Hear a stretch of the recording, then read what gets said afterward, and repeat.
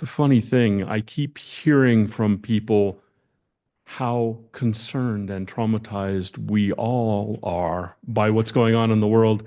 And at the same time, our own individual experience is typically, and things are okay in my own little bubble. Here we are looking at that dichotomy. We are in a time of immense turmoil and chaos. You already know that. The environment is destabilized. No one can really predict all the terrible consequences of that. The global order of the last 80 years has created more peace and well-being for more people than at any time in history, which, given how brutal and bloody that time period has been, says a lot about how violent the past has been. But that order is now severely fractured and being torn apart. It's unlikely that we could put it all back together, even if the people and forces tearing it apart stopped. At this point, most of us are feeling rather stressed and completely overwhelmed. Stressed, traumatized people, overwhelmed people don't respond well or thoughtfully or wisely. So how do we address that? We start with good self-care. Put on your own oxygen mask first, right? That's the solid safety advice. So this might start with actions as simple as pausing and looking out the window. Just for a moment. Stepping out of a conversation that is really stressing you. Or taking a break for the whole day from the news. That's all a form of removing yourself, taking a break, right? Or you can recalibrate. Take 5 slow, deep breaths. Your body will respond to that. Or take a 5-minute break to meditate. You could go have a cup of tea. You could watch some comforting TV, something you already have seen and know you love.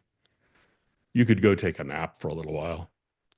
Those are all forms of rest. You could refill. That might be reading a book, walking in nature. The hiking group here would love to see you. Or watching a documentary. You might choose instead to reconnect because we do feel disconnected. Call a friend, chat, or talk with a stranger and commit some random act of kindness. Maybe you should go get a little bit of exercise, connecting with your body, or attend some community event, online or in person. And lastly, no less importantly, acts of resistance. Call someone you know who is at more risk than you are right now. Show your solidarity and offer support. It makes a huge difference. Volunteer at some community agency. There are lots of opportunities. Attend a vigil or a protest. Make a donation. And there is more. And you do not need to scribble all these down and take notes and try to remember them all. The colleague who put these lists of actions together made them available on a single sheet. I have copies for you. There are others as well. You're free to take one. You're free to take 2. You can take one to share with someone else. If we run out, I'll make more copies.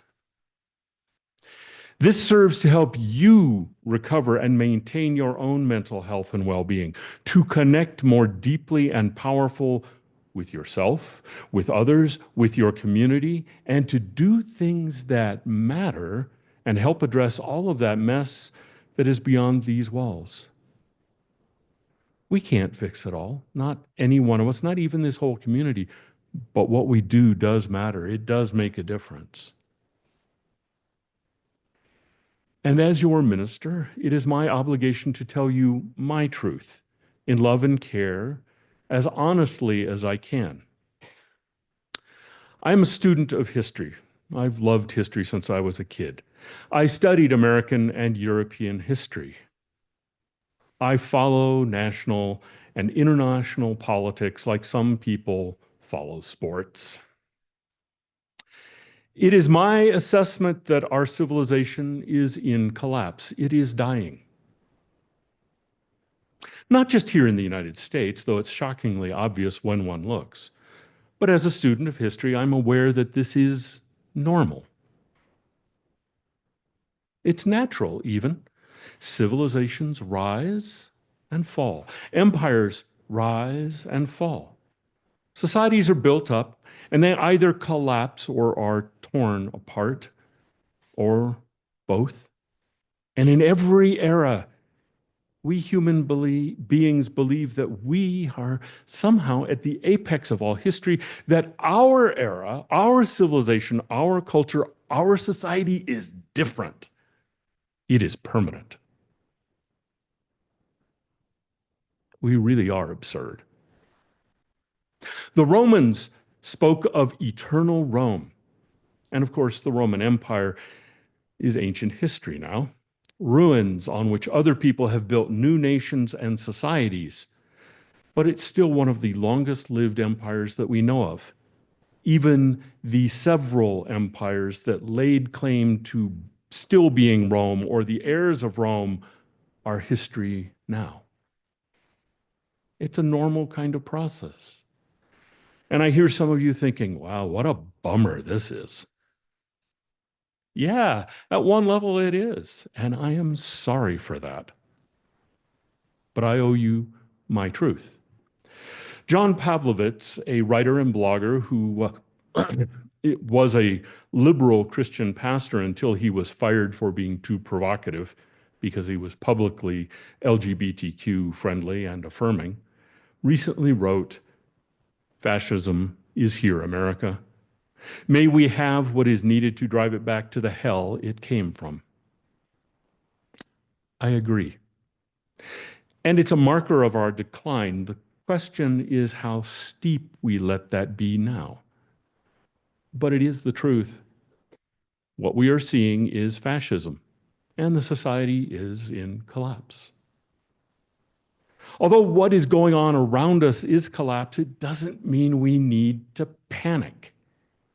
What we're watching are natural processes, ebb and flow, sunrise and sunset, the tide, the cycles of nature as they apply to human beings and how we organize ourselves. We're part of the interdependent web, and nothing there is forever. Somewhere over there, way over there, on the far side of all of this are new human societies built on the ruins and remains and treasured remembrances of our time and our history, and whatever we manage to salvage for them of the deeper past.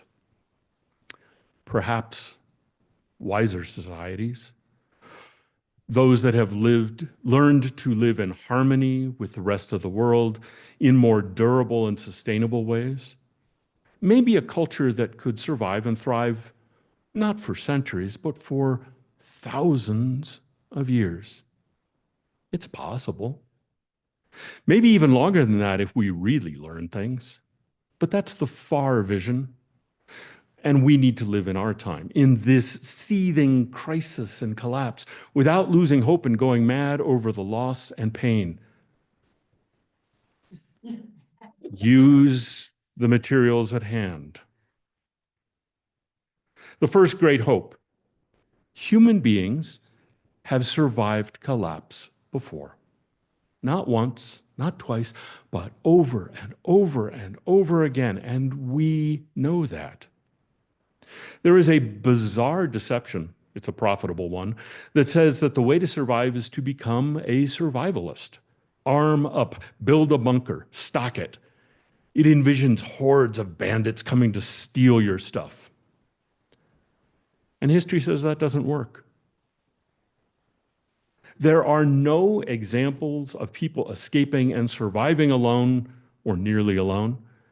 There are, after all, always more powerful, cunning raiders. or there is just life, illness, injury, and eventually death. And that's not any different from any other time in history, because no one lives forever. We all survive in a larger sense in community, in our communities, taking care of each other, passing on what we have learned, what we have built to the future, protecting skills and knowledge, sharing. The very first evidence we have of what we would call human society is evidence of individuals who were born physically disabled but survived childhood because their communities cared for them and included them, fed them. And individuals who were severely injured and then cared for and fed by their communities for months or years. Long enough for broken bones to mend, injuries to heal, and people to figure out how to live with that disability. That's humanity.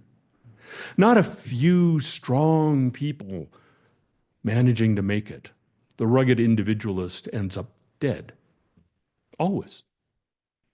Individuals and tiny family groups aren't resilient enough to survive for long because things happen. Communities survive. Communities thrive.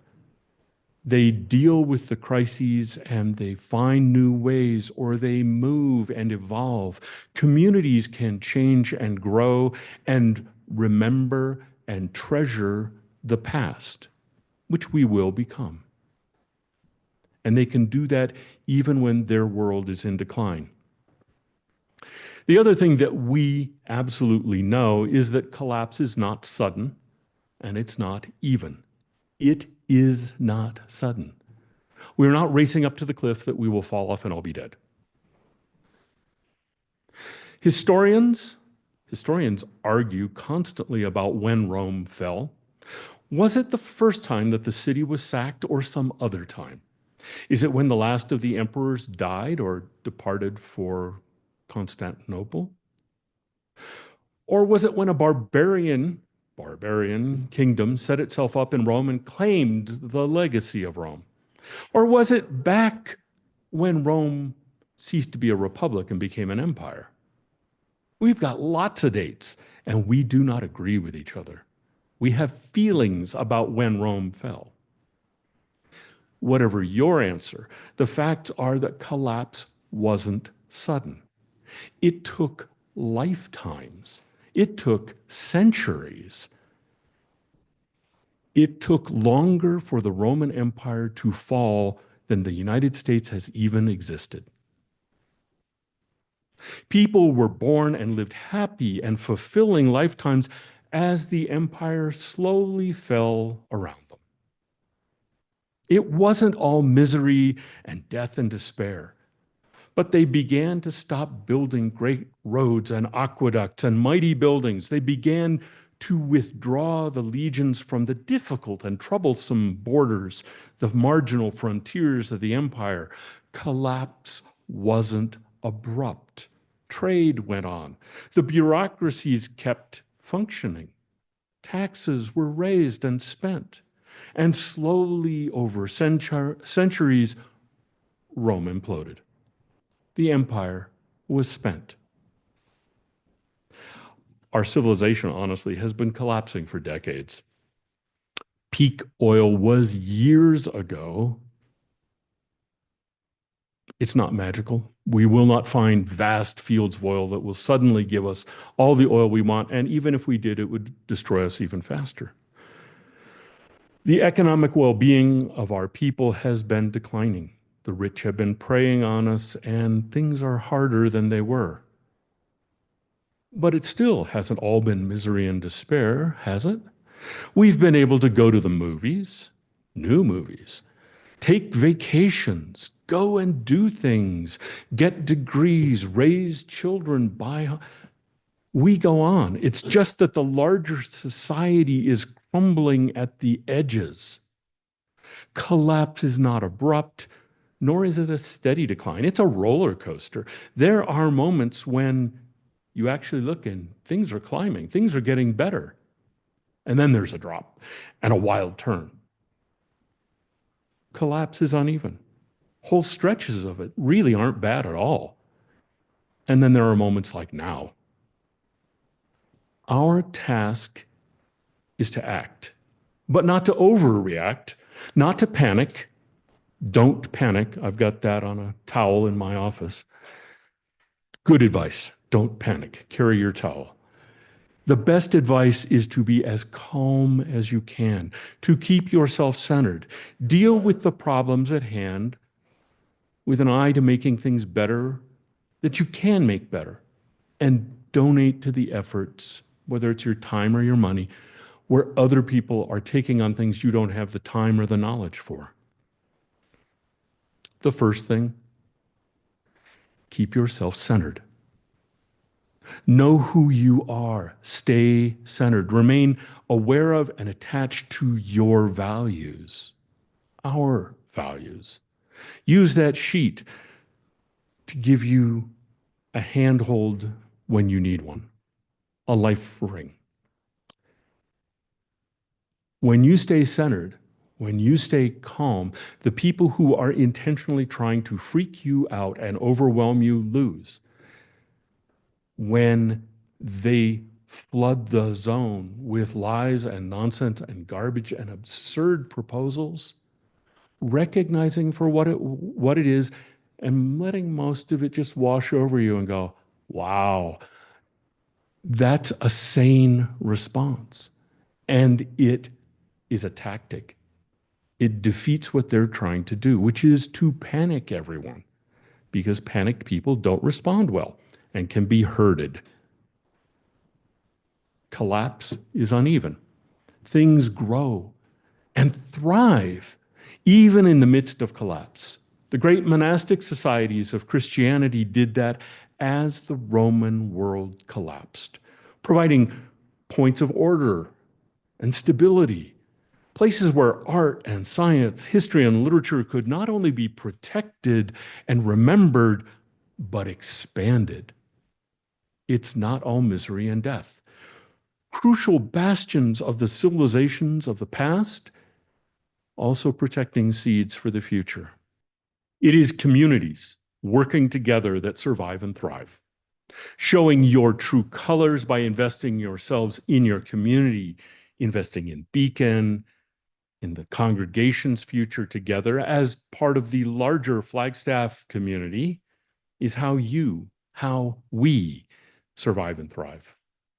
When you need support, this is a community you should be able to turn to for that support. It is not a vision of misery and death and despair. It is a clear-eyed vision of living in this moment. Theodore Parker, one of the great Unitarians of the 19th century, addressed a somewhat related topic at an ordination, using the text from Luke that we heard earlier. Heaven and earth shall pass away, but my word shall not pass away. He spoke on the topic of what is transient and what is permanent in Christianity. He lit a fire that scandalized people. The sermon was widely reprinted across the nation. There were plenty of people who were upset with him. Still are, in fact. Boiled down, his argument was that when we look at Christianity over the ages and from nation to nation, there are features that are transient. They are temporary. They're practices, the way things get done, doctrines and beliefs. You can see why people were outraged. And there are things that are permanent. To quote Parker, anyone who traces the history of what is called Christianity will see that nothing changes more from age to age than the doctrines taught as Christian and insisted on as essential to Christianity and personal salvation. What is false in one province passes for truth in another. The heresy of one age is the orthodox belief and the only infallible rule of the next. He suggested that true Christianity was precious and would survive even if everything that wasn't at the core of it was destroyed, forgotten. And he said that the core didn't even include the person of Jesus of Nazareth, that if he were utterly forgotten, but his teachings were remembered and lived into, Christianity would survive and thrive. I think that points us to the Sermon on the Mount, how we should think about other people and treat them, who we should worry about first: the poor, the outcast, the marginalized. We embrace the wisdom and precepts of every faith tradition, including the Christian tradition, about which some of us have feelings because of our history. But our commitment is to keep all that is good, including the permanent, in Christianity. We need to worry about the needs of the hungry, the homeless, the marginalized, LGBTQ folks, people who are not white, whatever white means in this moment, people who are not Anglo, who may, in some unpredictable and paradoxical way, be the people who will turn around and help us, save us, teach us how to survive and thrive. Last week I told you about the book of Esther, where it is an assimilated Jew, Esther, not a paragon of how a Jew should have been living in that time, who turned out to be the salvation of her people. History is weird. The implausible and the unlikely, the wildly unlikely thing happens all the time. So we need to be prepared to open our doors and our hearts and build a community where we reject the idea that anyone is an outcast, because we all need each other, all of us. This calls for more commitment, thoughtful risks, and generosity. It calls for letting go of attachments to being proper and respectable. To hell with respectable, lives are at stake. And we need to remember that when we say all, we mean all, including us. Sometimes we need to skip a meeting, have a cup of tea, watch a sunset. Do that. Take care of yourself. Remember that joy is a form of resistance. And then do the work together. Our Universalist heritage assures us that salvation is collective and only collective, that there is no individual personal salvation. We all need each other. And that's a really hard teaching in a time of monsters, because them too. We leave no one behind. There's a world out there that needs to be saved. It needs you to go help save it.